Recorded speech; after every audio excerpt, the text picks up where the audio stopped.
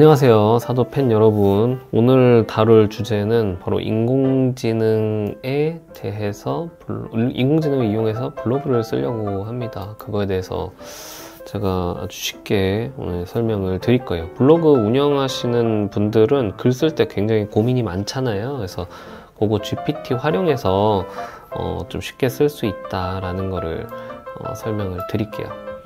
일단은 처음에 우리가 들어가기 앞서서 인공지능 조금 용어 개념부터 좀 구분했으면 좋겠는 게, 우리가 인공지능이라는 거는 사실 굉장히 옛날부터 써오던 말이에요. 이게 뭐 새로운 개념이 아니고 인공지능이라 그래가지고 그냥 뭔가 기계가 좀 똑똑하고 알아서 잘 되고 효과가 좋고 이런 것들을 쓰는 거의 마케팅 용어에 가까웠거든요. 옛날에 이제 LG의 전신이죠, 이제 금성.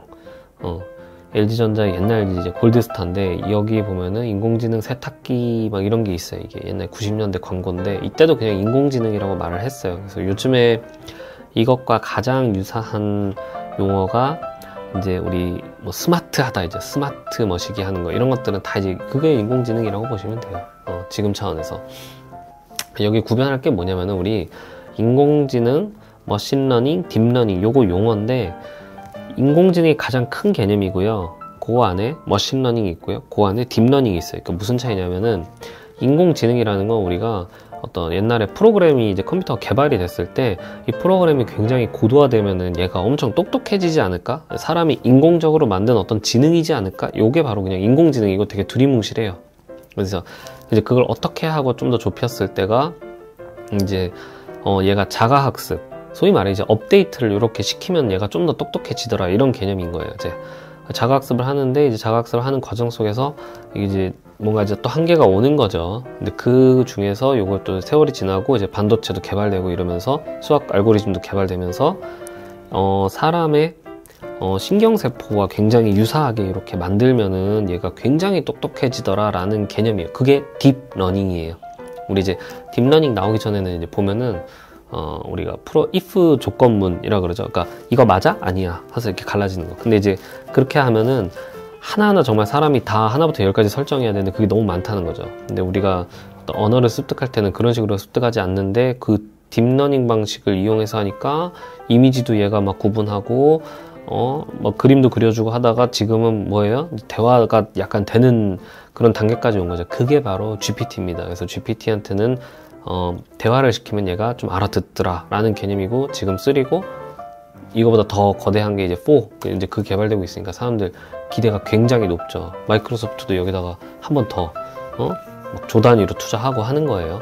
그래서 오늘은 이 GPT한테 내가 한번 블로그 글 쓰는 법을 한번 시키는 거를 제가 한번 영상으로 담아봤습니다. 차근히 따라오시면 돼요. 이거 아마 블로그 운영하시는 분들한테 좀 도움이 되지 않을까 싶어요. 주제는 제가 우주를 좋아하거든요, 개인적으로. 그래서 스페이스 X로 잡았습니다. 그래서 이제 얘한테 스페이스 X에 대해 블로그 글을 쓰려고 한다라고 해요. 이제 어디다 쓸 건지도 얘한테 자세하게 얘기를 해줘야 돼요, GPT한테.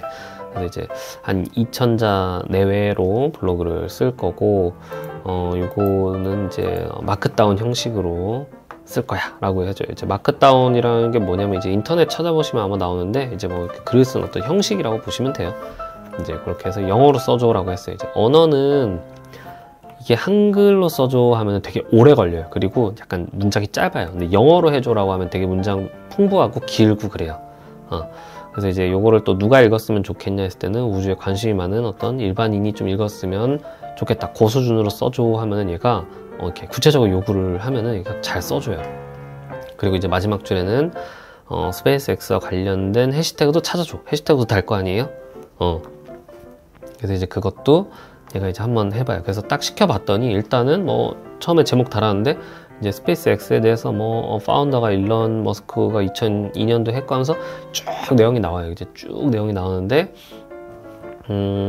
사실 이제 약간 이제 저는 이제 이것도 괜찮은데 이걸로 해가지고 편집을 해도 돼요. 이걸로 해서 초벌구인데 이제 편집을 해도 되는데, 여기 요것만 가지고는 약간 조금 가독성이 좀 떨어지는 것 같아서, 제가 이거는 소제모, 소주제 좀 나눴으면 좋겠다라고 해서 다시 달아줘 라고 했더니, 얘가 이어가지고 요거를 다시 달아요. 근데 정말 이제 좀 대단한 게, 내가 앞에서 얘기했던 주제를 받아가지고 바로 얘가 대답을 할 수 있다는 게 좀 약간 좀 제가 놀랐습니다. 그러니까 옛날에 우리 뭐 프로그램 방식으로 좀 치면은 뭔가 이제 대상을 특정한 다음에 그 대상에 대해서 소주제를 달아줘 이렇게 해야 되는데 그냥 저는 앞에 아무 말 없이 그냥 소주제 달아줘 하니까 얘가 바로 아 앞에 거구나 하면서 끌고 와가지고 이걸 달아요. 정말 신기하죠.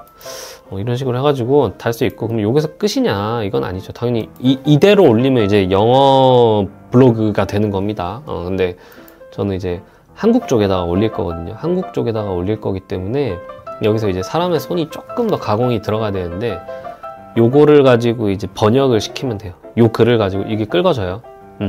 이걸 가지고 이제 번역을 시키는 거예요. 뭐 번역은 이제 대표적으로는 뭐 구글 번역이 일단 있고 파파고도 있어요. 그런 데서 올려가지고 좀 자연스럽게 만진 다음에 그거를 블로그 쪽에서 다시 끌고 와서 한번 쭉 읽어보면서 또 이렇게 약간 자연스럽게 또 만들면 돼요. 그리고 사진 같은 것도 사실 중간중간에 좀 넣어주면 좋겠죠. 이게 그냥 이렇게 목차 사이사이에. 그렇기 때문에 사진 같은 거는 대표적인 사이트가 이제 픽사베이랑 언스플래시 거기 이 두 군데에서 스페이스와 관련된 걸 끌어와 가지고 여기다가 붙이면은 됩니다. 이제 그리고 해시태그도 찾아줬죠. 그리고 요걸 이제 그래서 글을 어디다 올릴 거냐 했을 때는 제 생각에 이제 우리나라에 크게 이제 양대산맥이라고 해야 되나 두 가지가 있더라고요, 블로그에. 이제 네이버 쪽은 네이버 애드포스트 이쪽에서 이제 수익이 발생되고, 보통 이제 티스토리 쪽에서 이제 구글 애드센스를 하는데 저는 애드센스 쪽을 택했어요. 일단은 이게 뭐 별거 없습니다. 이제 수익성이 애드센스가 더 높대요. 아직은 애드포스트가 조금 수익성이 좀 딸린다 하더라고요, 같은 값에. 그래가지고 저는 이제 T 블로그 쪽에다가 했고, 그래서 이게 이제 뭐 스페이스 X뿐만이 아니고 우주 관련된 걸 한번 쭉 올려봤어요. 근데 이게 이제 사실 뭐 조회수가 올라갈 것이다, 그거는 아직 좀 지켜봐야 될 것 같아요. 자, 혹시나 나중에 이걸 가지고 뭔가 조회수가 잘 나오더라라고 하면은 그때 가서 한번 또 공유를 한번 드리겠습니다. 그래서 이제 마무리를 하면은 AI의 한번 역사 같은 거를 좀 알면서 이제 마무리할 건데, 옛날에 한 1960년대쯤에 이제 AI 1차 붐이 한번 있었어요. 이렇게 붐이 있었다가 그때 이제 탐색이랑 추론 정도 위주였고 이렇게 내려갔고, 그게 이제 다시 또 이제 그 사이에 이제 어떤 기술 개발이 들어오고 하면서 2차 붐이 또 올라왔어요. 이게 신기한 게 우리 요즘에 딥러닝 하잖아요. 근데 이제 그 옛날 한 1960년대 막 이럴 때 나왔던 이론이긴 해요. 근데 이 이론은 나왔고 이제 현실 구현이 어떻게 되냐 했는데, 기술이나 이제 반도체 기술이나 이제 컴퓨터 기술 이런 게 올라오면서 이제 구현이 되는 거거든요. 그래서 2차 붐이라고 해가지고 한 1980에서 90년대 사이에도 AI가 한번 확 떴다가 이제 전문가들이 이제 도움을 받아서 하는 거 정도로 이제 내려왔고, 지금 이제 딥러닝이 다시 이제 이슈가 되면서 얘가 이제 한번 확 올라가는 거예요, 이게. 근데 이게 우상향입니다. 기술이 점점 우상향 올라가는 식으로 되기 때문에, 그러면 이제 어떻게 될 거냐, 우리 앞으로는 어떻게 될 거냐. 요즘 AI가 하루도 빠지지 않고 신문에 나오는데, 제가 예측하건대는 다시 내려갈 거예요. 왜냐면은 우리가 좀 지금은 약간 기대는 높아요. AI가 뭔가 막 다 대체될 것 같고 한데, 제가 이제 GPT를 조금 더 이제 가지고 놀아보니 아직은 약간 사람의 손이 가야 되는 부분이 있어요, 분명히. 사람을 약간 보조하는 단계다. 저는 요 단계로 봅니다. 이제 그러면서 약간 한계점이 나올 거예요. 왜 그러냐면 이제 아무래도 조금 전문 지식, 그러니까 아마 의대생들이 용어를 찾는 용도, 뭐 요런 거 정도는 좀 괜찮을 것 같아요. 왜냐면 그 정도만 알아도 충분할 것 같으니까. 근데 우리가 이제 일반 지식이라고 하죠. 그러니까 굉장히 사소한 거. 예를 들면 오늘 점심 출출한데 서울 어디 뭐 충무로 맛집 같은 거 없어? 요런 거 했을 때도 얘가 그렇게 속 시원하게 답해주진 않아요. 아직까지 거기는 네이버 블로그 후기가 훨씬 더 좀 영향가 있는 상태다. 그러니까 그것까지는 대답해주긴 어렵다. 물론 데이터가 많았을 때 문제지만. 근데 이제 그렇기 때문에 아직까지는 조금 더 조금 더 살짝 내려올 것 같고, 그러면 우리가 할 일은 뭐냐 했을 때는, 우리는 그럼에도 AI를 계속 관심을 가지고 공부를 해야 된다. 왜냐면 GPT를 통해서 이제 한 제너레이션이 넘어갈 것 같아요. 아, AI가 이 정도구나 하고 검색 엔진 쪽 벌써 빙 같은 것도 들어오죠.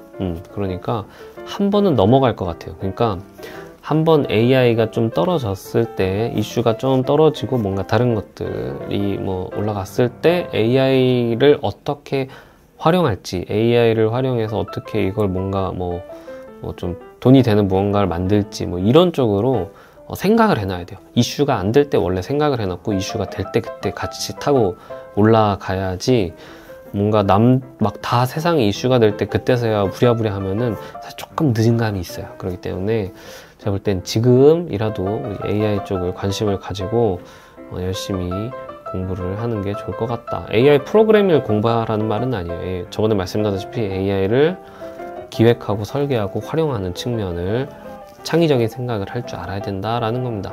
블로그도 제가 한번 이렇게 개인적으로 그냥 우주를 좋아해서 우주 관련돼서 좀 해보고, 이거에 대해서 정말 가시적인 뭔가 성과가 나온다. 그러니까 뭐 수익화 이게 아니고 그 전에 이 블로그 글이 막 이렇게 하니까는 조회수가 올라가네. 요 정도만 제가 보여드려도 상당한 성과가 있지 않겠나라는 생각을 합니다. 사실 이 블로그, 제가 지금 아까 티스토리 나온 블로그가 좀 약간 죽은 블로그긴 하거든요. 원래 잘 운영 안 하고 있다가 요런 걸로 계속 한번 하루에 하나씩 올려가게끔 제가 예약을 걸어놨습니다. 한번 나중에 결과가 나오면 또 공유를 드리도록 하겠습니다. 오늘 준비한 영상은 GPT로 블로그 글쓰기였고, 다음에 또 AI 관련된 내용이 있으면 또 한번 정리해가지고 유익한 내용 공유 드리도록 하겠습니다. 네, 이상입니다.